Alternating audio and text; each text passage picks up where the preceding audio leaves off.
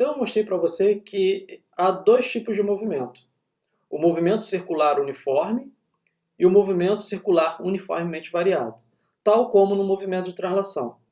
Para o movimento circular a rapidez constante, a rapidez angular, ômega ou omega, é a razão entre a velocidade tangencial e o raio da trajetória.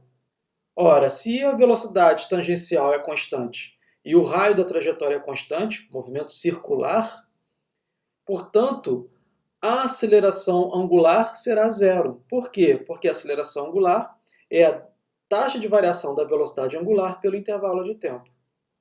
Então é por isso que a aceleração angular será zero, quando o movimento tem uma rapidez constante, uma velocidade tangencial constante. O que significa que a velocidade angular também será constante. E neste caso do movimento circular uniforme, a aceleração centrípeta não será zero.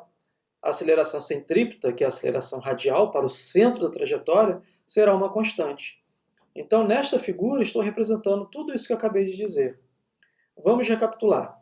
Então, primeiramente, note que o vetor velocidade tangencial tem uma magnitude constante, ele apenas muda de direção. O raio da trajetória é constante, e eu posso dizer que no movimento circular uniforme, a velocidade tangencial é constante. O correto seria dizer que a rapidez tangencial é constante, porque na verdade o vetor velocidade está mudando de direção. Então, a aceleração tangencial é a derivada da rapidez em relação ao tempo. Se a rapidez tangencial é constante, então a aceleração tangencial é igual a zero. Por outro lado, a aceleração centrípeta é a magnitude da rapidez tangencial ao quadrado sobre r, que será uma constante no movimento circular uniforme. Perceba que a aceleração centrípeta ou aceleração radial tem sempre a mesma magnitude. Então aqui estou calculando a magnitude da aceleração centrípeta. Então a resposta para isso tudo que eu acabei de dizer é o seguinte, que a aceleração angular mede a variação na magnitude da velocidade tangencial, com a qual um objeto viaja em torno de um círculo. Se a magnitude não muda, essa aceleração angular será igual a zero. Já a aceleração centrípeta, ela mede a variação na direção do vetor velocidade tangencial. Mesmo que a magnitude do vetor velocidade tangencial não mude, seja constante, o que significa que a aceleração angular é zero, a mudança na direção de v significa que é uma aceleração centrípeta diferente de zero. Vejamos aqui um outro caso, que é o movimento circular uniformemente variado. Nesta situação, que nós acabamos de ver no slide anterior, o vetor velocidade tangencial muda de direção, mas também muda de magnitude. Então, começando dessa parte aqui superior, veja que a magnitude do vetor velocidade tangencial aumenta. Então, a velocidade tangencial não é constante, de tal forma que a aceleração tangencial, que é a derivada da velocidade tangencial em relação ao tempo, será igual ao produto de r vezes a aceleração angular. E a aceleração centrípeta também não será nula, mas ainda terá algo diferente em relação ao movimento circular. A aceleração centrípeta muda de magnitude. Por quê? Porque o vetor velocidade tangencial também aumenta de magnitude. Então a aceleração centrípeta será diferente de zero e não será constante. Já a aceleração tangencial é uma constante. Então, quando nós nos referimos ao movimento circular uniforme, nós estamos nos referindo à aceleração tangencial.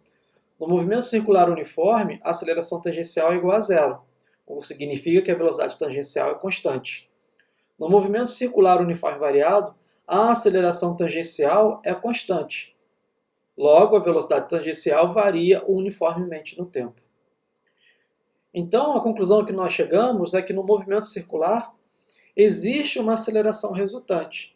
Essa aceleração resultante é uma composição vetorial da aceleração tangencial na direção de um vetor unitário t, que é tangente à trajetória, mais a aceleração centrípeta, ou aceleração radial, se você preferir, na direção radial r. Então, a composição dessas componentes a, t e a c é que vão produzir a aceleração resultante no movimento circular. A magnitude dessa aceleração resultante é a raiz quadrada da aceleração tangencial ao quadrado mais da aceleração centrípeta ao quadrado. Essa relação é tirada simplesmente de um triângulo retângulo, ou teorema de Pitágoras, se você preferir. Vou finalizar essa grande sessão falando sobre modelando o movimento circular, resumindo todas as equações que nós vimos até agora. Mas eu vou fazer um paralelo entre as grandezas da cinemática de translação com as grandezas da cinemática de rotação, para que seja fácil para você assimilar essas equações. Aprendemos que existe uma relação entre a coordenada de translação e a posição angular, entre a velocidade de translação e a velocidade angular, e entre a aceleração de translação e a aceleração angular. Se existe essa relação, nós simplesmente podemos pegar a equação da cinemática do movimento retilíneo uniforme variado, que é igual a R igual a R0 mais V0t mais meio de A' t ao quadrado, onde esse A' é a aceleração, e substituirmos as grandezas pelos seus paralelos na rotação. Então ficaremos como θ igual a θ0 mais ω0t mais meio de α' ao quadrado, onde θ0, ω0 e α' são a posição angular, a velocidade angular e a aceleração angular. A velocidade de translação é igual a V0 mais A't. O correspondente na cinemática de rotação será ω igual a ω0 mais α't, onde ω0 e α' são a velocidade e a aceleração angular, respectivamente. E a aceleração de translação é igual ao próprio A'. E a aceleração angular α é o próprio α'. Além disso, há uma relação entre as velocidades tangencial e angular. Tangencial, melhor dizendo, é igual a ω vezes r. A aceleração tangencial é igual a α vezes r. E a aceleração centrípeta é a velocidade tangencial ao quadrado dividido por r. Aqui à direita há uma pequena simulação onde nós podemos utilizar a equação da cinemática do movimento circular uniforme, ou movimento circular uniforme variado. Por exemplo, eu vou atribuir aqui uma posição inicial 0, que seria o θ0, e vou atribuir uma velocidade inicial de 0,5 radiano por segundo. Eu vou deixar a aceleração angular como 0. Nessa simulação, eu posso deixar uma sombra da partícula à medida que ela se move na trajetória. Então, vamos ver aqui o movimento obtido.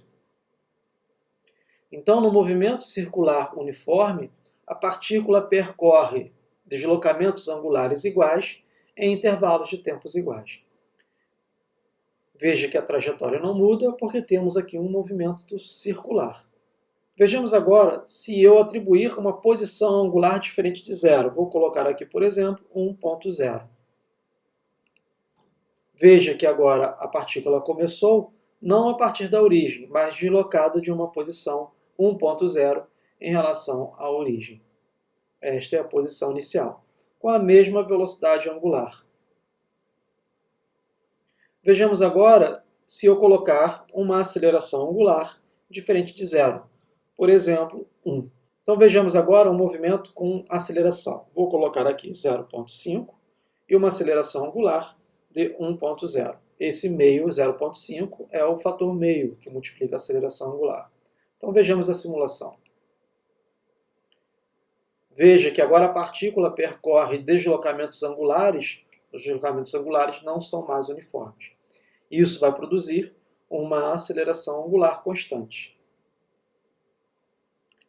Vejamos agora se eu colocar uma velocidade angular negativa, menos 0,5. Veja que a partícula inicia o seu movimento no sentido horário, mas depois retorna ao sentido anti-horário. Isto ocorre porque a velocidade angular é negativa, então ela tem o seu movimento inicial no sentido horário, mas depois ela retoma ao sentido horário. Por quê? Porque à medida que o tempo avança, a contribuição meio de 1t ao quadrado torna-se maior que a contribuição de menos meio de t. E se eu colocar agora a aceleração angular negativa? O que vai acontecer? A partícula vai ter o seu movimento totalmente no sentido horário, porque nós definimos o sentido horário como um sinal negativo. se eu atribuir uma velocidade angular inicial positiva, mais aceleração angular negativa.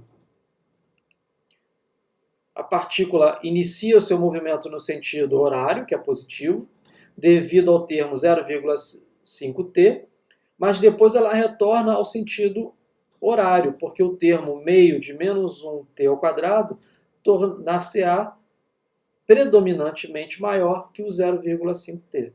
Brinque com essa simulação para você entender essas equações de cinemática. Essa simulação é bem interessante.